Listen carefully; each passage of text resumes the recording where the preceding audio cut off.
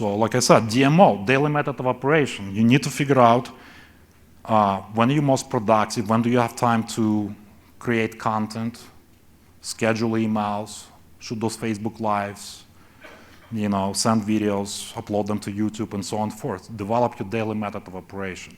So for example, I'll use myself as an example.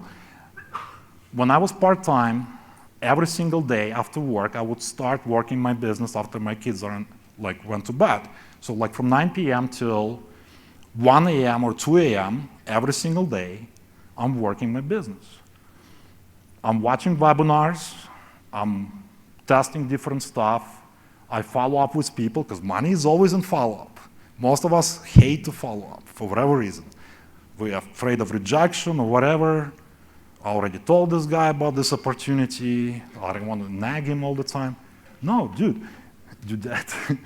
Follow up. Money is in the follow-up. So you're not desperate, you're just doing a business. He might be busy, maybe she was busy. If you're not doing follow-up, you're losing money. You're leaving money on the table, literally. 80-20 rule. You guys familiar with 80-20 rule? I'm sure by now you should be. Pareto's principle, right? So most of your results will come from 20% of activities that you do, most effective activities in your business. So, for example, spend 20% of your available time on learning, attending training calls, webinars, and so on and so forth, webinars, going through the products, but spend 80% of the time actually taking massive action on your business, which is what? Creating content. It's not rocket science. Create content, put it in the marketplace, and do follow-up. That's it. 3 steps. Write it down. Make content, send it through your channels, whatever it is, email, social media, text messages, phone broadcasts, voice drop, whatever it is, whatever the medium for you is, right? And then follow up, collect the decision, right? That's it, simple as that. Now, ninja tip, speed of implementation is huge, because a lot of times, like we go on webinars, and I still do this.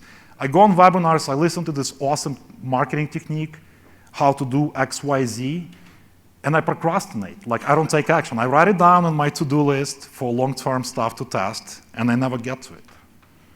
So the faster you're going to take action on this, the faster you're going to get results, point blank. Because most people procrastinate.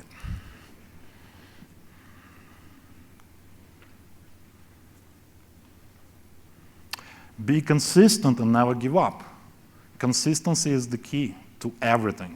If you want to lose weight, you got to be consistent. You got to go to the gym every single day, or at least 3 times a week. Be consistent. Never give up. If you don't lose 30 pounds next day, that diet is not a scam. You just have to be consistent, right? It's tough, but you have to commit to it. It works. Okay, success component number 2, foundation. It goes along with mindset a lot, because it's that time you need to do in a business to lay proper foundation in your business, right? So, for example, construction, like so much construction going on in New York, I'm sure where you are as well. It takes time to dig, huge hole in the ground and pour foundation and let it settle. The ground has to settle, right? Some communications needs to be done. Permits needs to be done prior to that work and all that stuff. So that takes a lot of time. 80-20 rule again. Before they start building that skyscraper, right? Before they start ordering those trucks with concrete to be dispatched and so on, they need to really build proper foundation, right? And that's the same thing for any business, whether it's online or offline. And again, I commit myself to everything I do, so I don't play around. If I'm going to build certain business or an offer, I'm going to go all in with it, right? So I'm going to go through all the products. I'm going to go attend all the calls. I'm going to go through the Facebook group. I'm going to see what's going on, right? I'm going to I'm not going to dabble with my business. I'm going to see if there's a potential for me. Okay, should I spend my time here, invest my energy and resources? And that's again, goes under that component number 2, which is foundation. So again, talk to your coaches about that with the new Compline. I don't know how that works. They know the best. But I know one thing. In order to scale any business, you need those high-ticket commissions. Because when you're buying traffic, you're going to go broke if you're only making like $10, $25 commissions, $37 commissions, $100 commissions. You need those high-ticket commissions. At least $1,000, $3,000, $5,000. I mean, $10,000 commissions, that's like lifestyle money. That completely changes your life, obviously.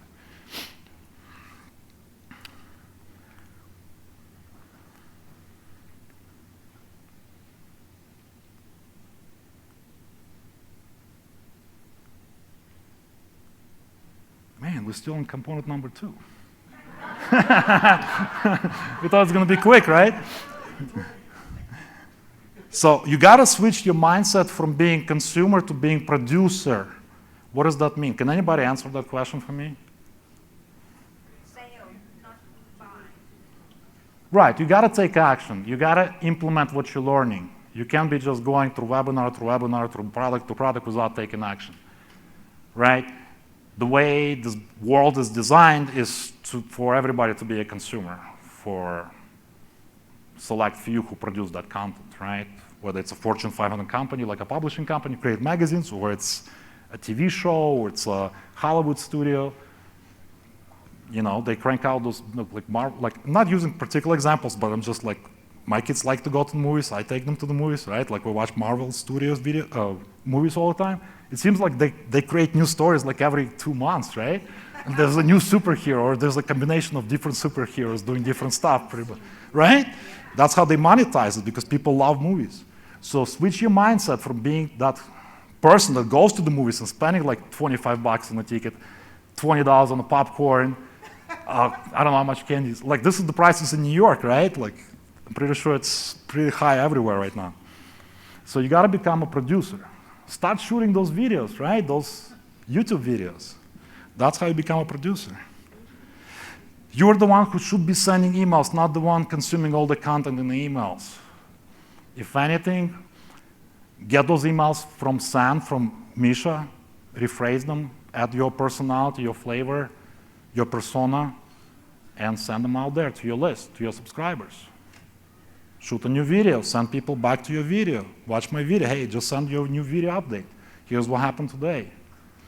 Be relatable. Don't have to be about business all the time. Family pictures, travels, bought a new truck, new car, whatever, right? Here's a new video, go watch it. You know? Doesn't have to be about business. Once people see, oh man, this guy is just like me, you know? So tell me about that business you're doing.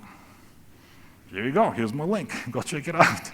And the sale becomes friction-free, pretty much, at that point. If people, I'll talk about that in component number 4.